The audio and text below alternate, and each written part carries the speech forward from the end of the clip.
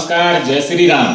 दोस्तों, पूरे देश भर में रामालय वातावरण हो चला है। हर जगह राम नाम के नाम पर भक्तों में एक अलग सा ही उत्साह देखने को मिल रहा है। पीले चावल बांटे जा रहे हैं, निमंत्रण पत्र दिए जा रहे हैं। यानी इस प्रकार का उत्साह आज से पहले शायद कभी किसी ने किसी चीज को लेकर के, किसी विषय को लेकर के देखा होगा। पहला ऐसा समय है जो पूरा भारत भगवान में हो चुका है, पूरा भारत राम में हो चुका है। हर गली में राम मंदिर की चर्चा हो रही है, हर गली में भगवान राम के 500 साल के लंबे वनवास की चर्चा हो रही है। हर जगह हर गली में आपको राम भक्तों की एक टोली मिल जाएगी जो हर घर दस्तक दे करके पीले चावल बांट रही है, निमंत्रण पत्र दे रही है और उनसे आह्वान कर रही है कि जब प्रभु राम अपने गर्भगृह में विराजित हो, अपने नजदीक के मंदिर में जाकर के इस उत्सव को बड़े धूमधाम से मनाइए।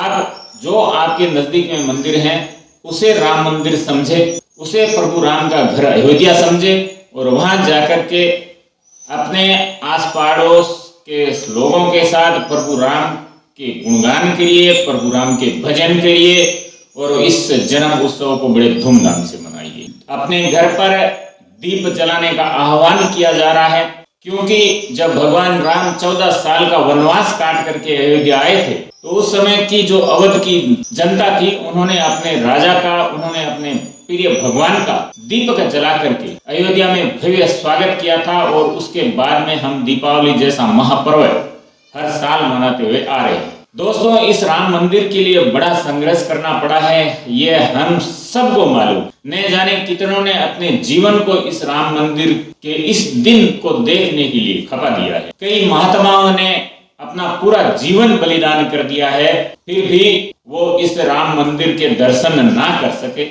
हम अहो भाग्यशाली हैं, अति भाग्यशाली हैं कि आज हमारी आंखों के सामने ये दिव्य और भव्य मंदिर हमने बनते हुए देखा।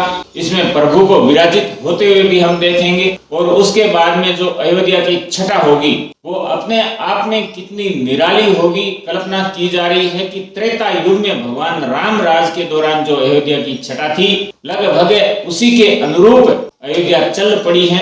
अयोध्या को उसी के तर्ज पर निहारा जा रहा है, निखारा जा रहा है। तो दोस्तों, अपने आप में हर सनातन प्रेमी के लिए, हर राम भक्त के लिए इससे बड़ा कोई शुभ अवसर नहीं हो सकता।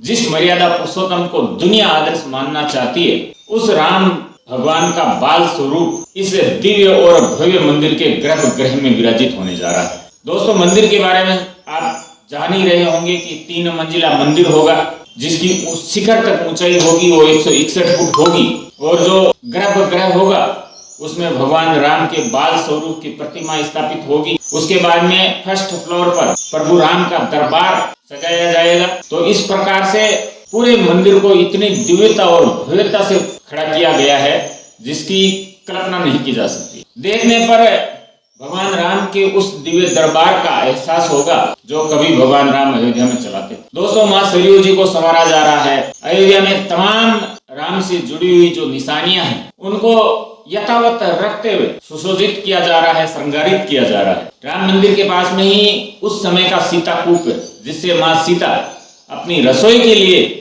जल लेकर के आया करती थी, उस कुएं को भी श्रृंगारित किया गया है, उसको भी यथावत रखा गया है। मंदिर परिसर के चारों ओर एक भव्य परकोटा बनाया गया है, जिसके चारों कोनों पर 4 मंदिर स्थापित है, किए जाएंगे आगे जाकर के। परकोटे के अंदर भगवान राम से जुड़े हुए तमाम उन महापुरुषों के दिव्य और भव्य मंदिर स्थापित करने प्रस्तावित है। भक्तों को किसी प्रकार की तकलीफ ना हो, किसी प्रकार की अड़चन ना हो, उसके लिए अयोध्या को इस तरह से श्रृंगारित किया जा रहा है, इस तरह से डेवलपमेंट किया जा रहा है कि आपको अयोध्या जाकर के लगे कि हम अपने आप में खुला खुला महसूस कर रहे हैं। राज्य और केंद्र सरकार की लगभग 50,000 करोड़ की परियोजनाओं पर अयोध्या में काम चल रहा है। अंतर्राष्ट्रीय लेवल के एयरपोर्ट विकसित किए जा चुके हैं।